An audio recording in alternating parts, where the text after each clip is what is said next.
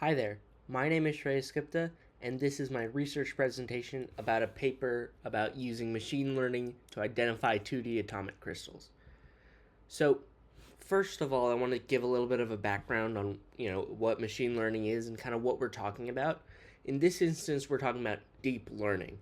And the essence of deep learning is that it's a type of, machine learning that has computers make predictions. So, you give a computer, you give a machine some information, and then based on that information, it does some processing, and then it gives you a prediction. And hopefully prediction is correct and it aligns with what's true.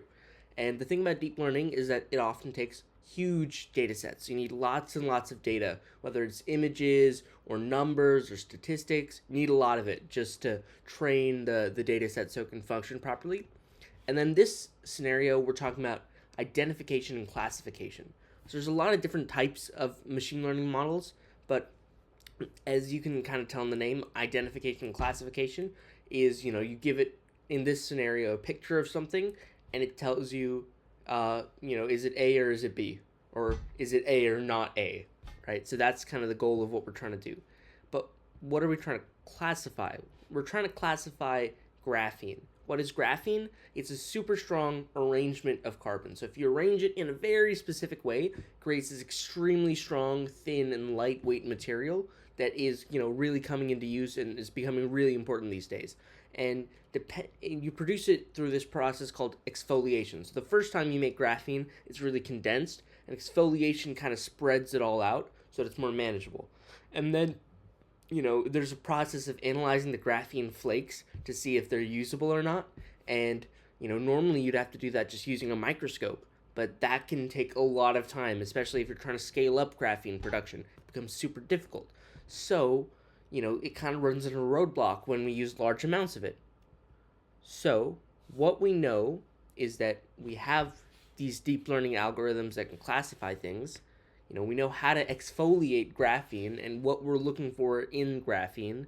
So the goal is to combine these two so that we can show this machine learning algorithm a picture of graphene, and then based on that picture, the algorithm is able to determine whether it's usable or not. So it's able to classify it, and hopefully this will speed up the whole process and improve the production of graphene. So our research question is, what is the best way to improve the identification of graphene using deep learning? So this is a research question, and on the next slide we'll have our goal, but I just want to say right now, this specific paper didn't clearly have a hypothesis, right? The goal of it was more or less to kind of, test 4 different neural networks. So that was kind of the way it went in. So it wasn't really going in, conventionally with a hypothesis and then a prediction. It kind of went into, hey, we know these 4 things can work, which one of them works the best. So it's slightly different than what was in the instructions. And obviously we'll go into detail explaining what all these are in the next couple of slides. All right, so what is the method, right? It seems pretty complicated, but really what we need to know is that the metal plate that they're on is going to stay constant, right? It's this transitional metal that's going to stay the same. All the graphene is going to be on the same plate, and we're using different substrates. So there's a solution that this graphene goes in, and when you separate it in all this good stuff, the solution is going to be different actually. So we're going to change it just so that the algorithm is more robust. So this way, the algorithm we get isn't reliant on us using a specific substrate. So we can use any substrate we want, and it should be able to give us the same results. Next, we have a nitrogen-filled glove box. It's just so that the environment that everything is in is controlled. We know what's in the atmosphere around it. And, again, all these optical images are taken through the same microscope, and they're taken in a very controlled environment. And then as you can kind of see in this picture here, like D, E, and F down there, it takes a photo, and then it kind of splits it up. And based on it splitting these up, it can kind of break apart this image into the vital important parts.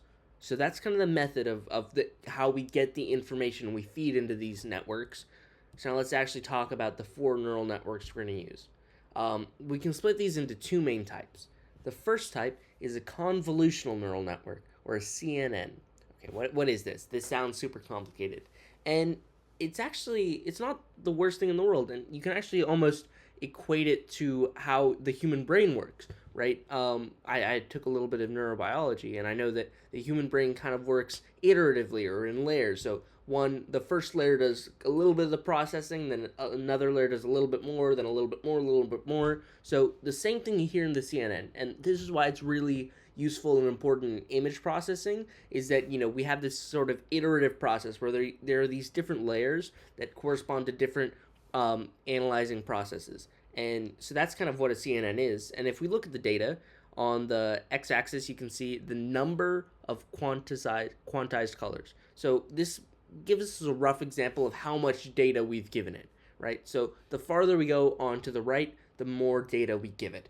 And the y-axis obviously is telling us how accurate it is. So if it makes a prediction, is this prediction right? What percent of the time is it right?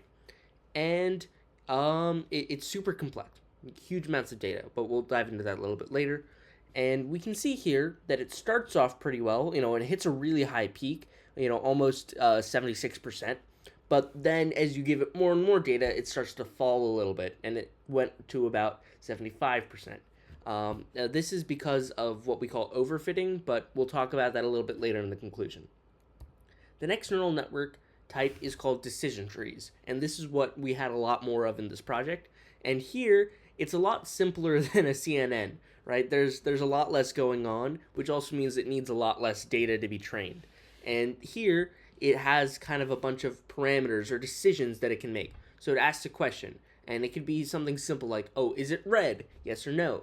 Depending on that, it'll say, okay, well, it'll be here, it'll be there, and it uses those sort of questions to analyze and kind of make a decision on what this is, which is a pretty computational way to do this, right? That's if you want to do something methodically, this is a great way to do it, although it's less intensive. So we can see that it does experience constant growth, but it only grows to a peak about 68% on average.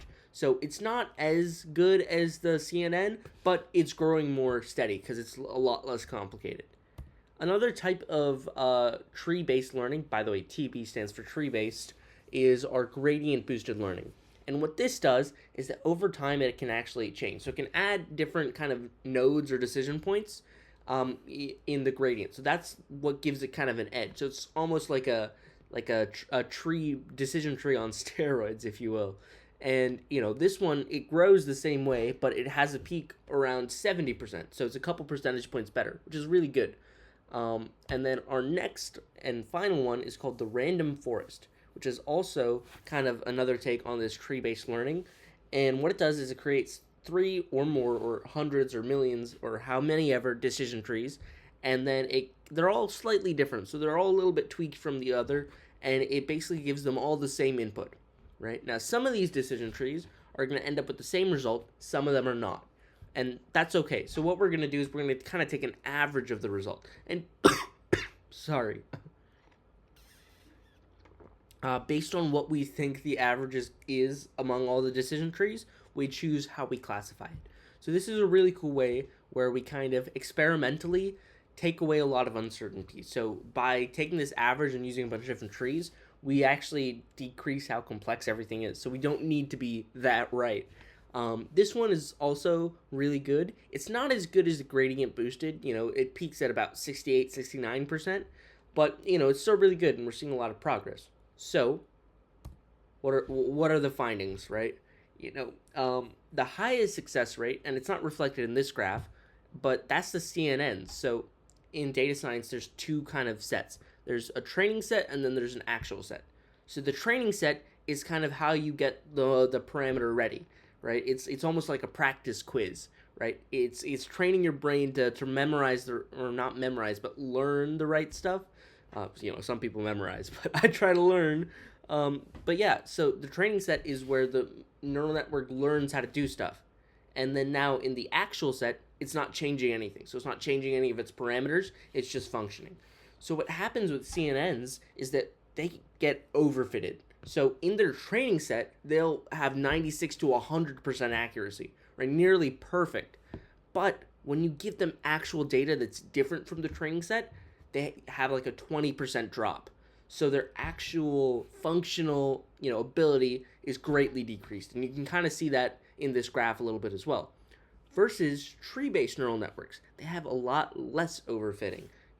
They have less less accuracy, but the difference from their accuracy in training to the accuracy in overall is a lot less. It only drops by about 6 percentage points, which means it's a lot more consistent.